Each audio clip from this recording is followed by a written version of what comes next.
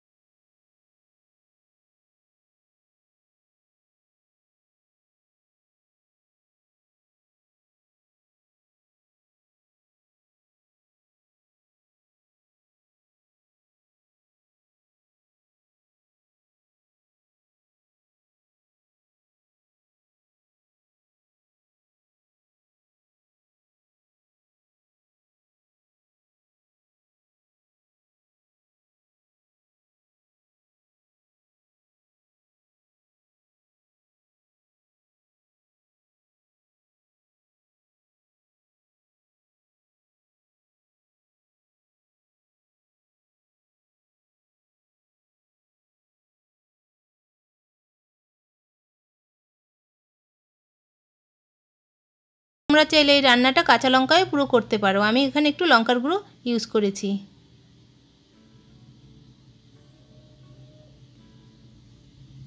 ফুলকপি দিয়ে ভালো করে মিশিয়ে নেব।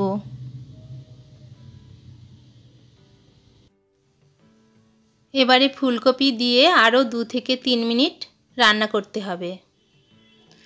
তাহলে বন্ধুরা দেখলে তো কত সহজেই একটি রেসিপি করা যায়, শুধু কাঁচা লঙ্কা, হলুদ আর ধনেপাতা বাটা দিয়ে কত সুন্দর একটা রেসিপি। এই রান্নাটা আমার শাশুড়ি মাই করতেন, ওখান থেকেই আমি শিখেছি। তোমরা একদিন অবশ্যই বাড়িতে ট্রাই করো। আর এরকম ঘরোয়া রেসিপি দেখার জন্য অবশ্যই আমার চ্যানেলটাকে সাবস্ক্রাইব করো আর পাশে থাকা বেল আইকনটি ক্লিক করো, তাহলে সবার আগে পৌঁছে যাবে তোমাদের কাছে আমার নতুন নতুন ভিডিওগুলো। এবারে রেডি হয়ে গেল শিম, আলু, বেগুন, ফুলকপি দিয়ে ঝোল। আশা করি রেসিপিটা তোমাদের ভালো লাগবে, আর যদি ভালো লাগে তাহলে একটা লাইক করো, শেয়ার করো, আর চ্যানেলটাকে সাবস্ক্রাইব করার জন্য অনুরোধ রইল। তোমরা সবাই ভালো থেকো, সাবধানে থেকো। আবার দেখা হবে অন্য একদিন অন্য একটা রেসিপি নিয়ে। আজকের মতো এখানেই বিদায় নিচ্ছি।